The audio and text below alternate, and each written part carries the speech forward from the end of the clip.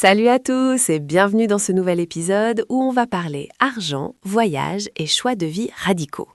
Alors Thomas, je t'avoue que ce matin, en payant mon café crème 6,50 € à Paris, j'ai eu une petite envie de tout plaquer. C'est de ça qu'on parle aujourd'hui, non? Salut Sarah. 6,50 €, c'est presque le prix d'un repas complet pour 2 personnes à Chiang Mai en Thaïlande. Et oui, c'est exactement le sujet. On va parler du géo-arbitrage. C'est un terme un peu barbare pour décrire un concept finalement assez simple. Gagner de l'argent dans une devise forte, comme l'euro ou le dollar, et le dépenser dans un pays où le coût de la vie est beaucoup plus faible. Dit comme ça, on dirait une formule magique. Mais concrètement, ça change quoi? Parce que gagner 2000 € net à Paris aujourd'hui, soyons honnêtes, c'est pas la grande vie. Tu payes ton loyer, tes charges, un peu de transport, et à la fin du mois, il reste plus grand-chose pour les loisirs. C'est ça la mathématique du pouvoir d'achat. À Paris, avec 2000 €, tu survis dans un studio de 20 mètres carrés, peut-être 30 si t'es chanceux ou en banlieue lointaine. Maintenant, téléporte ce même salaire à Bali, à Buenos Aires ou à Da Nang au Vietnam. Là-bas, 2000 €, c'est un salaire de ministre.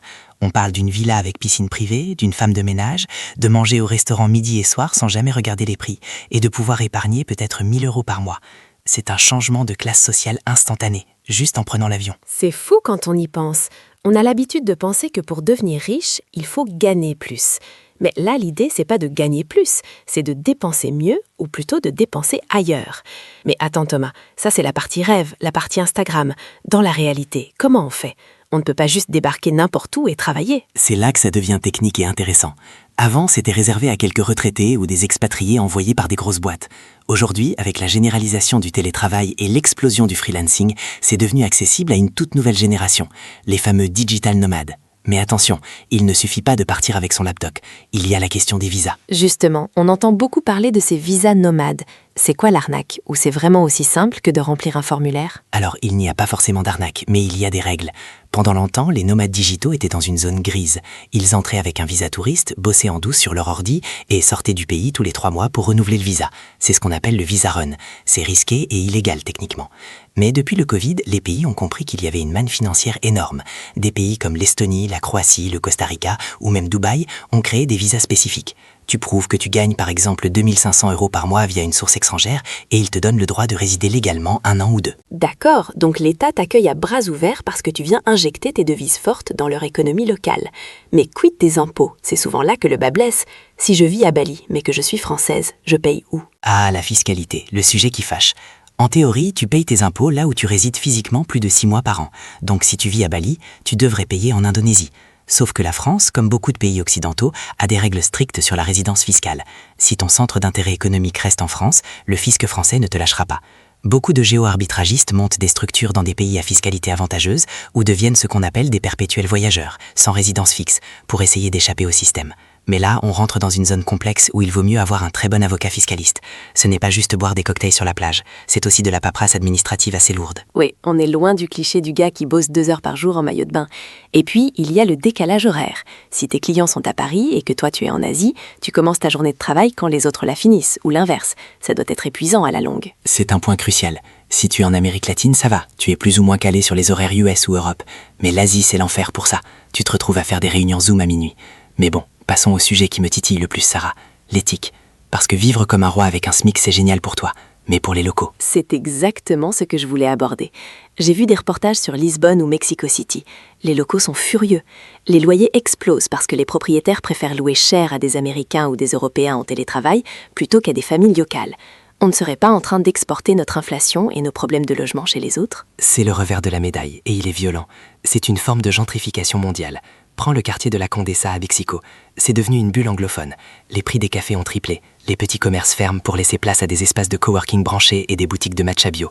Pour le local qui gagne un salaire mexicain, son quartier devient inaccessible. Certains appellent ça du néocolonialisme numérique. Tu arrives avec ton pouvoir d'achat supérieur, tu te sers des infrastructures, tu profites du climat, mais tu ne contribues pas vraiment au système social local, puisque tu ne payes souvent pas d'impôt sur le revenu dans le pays. C'est violent, dit comme ça. On devient des parasites de luxe, en fait. Mais est-ce que les gouvernements ne sont pas complices? Ils veulent ces devises étrangères. Si, totalement. C'est un calcul cynique. L'argent rentre, ça fait tourner le commerce, l'immobilier. Mais ça crée une société à 2 vitesses. D'un côté les expats et les nomades dans leur bulle dorée, et de l'autre les locaux qui les servent.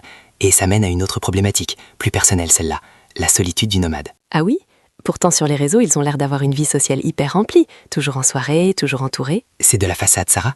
Quand tu changes de pays tous les 3 ou 6 mois, tu ne construis rien de durable.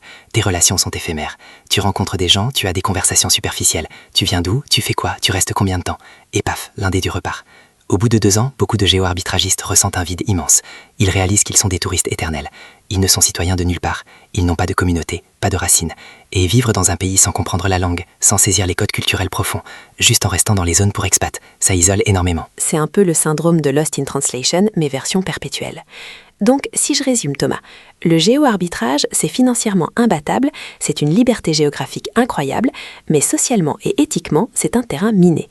Est-ce que tu penses que c'est l'avenir du travail ou c'est juste une bulle qui va éclater? Je pense que la fenêtre de tir idéale est en train de se refermer, ou du moins de changer. Regarde ce qui se passe au Portugal. Ils ont mis fin à certains avantages fiscaux pour les résidents non habituels, parce que la pression immobilière était devenue insupportable pour les Portugais. Les prix à Bali ont explosé post-Covid. Le marché s'autorégule. L'écart de prix entre ces paradis et l'Occident se réduit petit à petit, justement à cause de cet afflux massif. Donc le géo-arbitrage tue le géo-arbitrage en quelque sorte? Exactement. Plus il y a de gens qui le font, moins c'est intéressant financièrement. Mais ça restera une option viable pour ceux qui cherchent une qualité de vie différente. Peut-être qu'on va voir émerger de nouvelles destinations. Après le Portugal et la Thaïlande, peut-être que tout le monde ira en Albanie, en Géorgie ou au Paraguay. L'Albanie, le nouveau Bali, je demande à voir. En tout cas, ça fait réfléchir sur notre rapport à l'argent et au lieu de vie. On n'est plus obligé de subir le coût de la vie de l'endroit où on est né.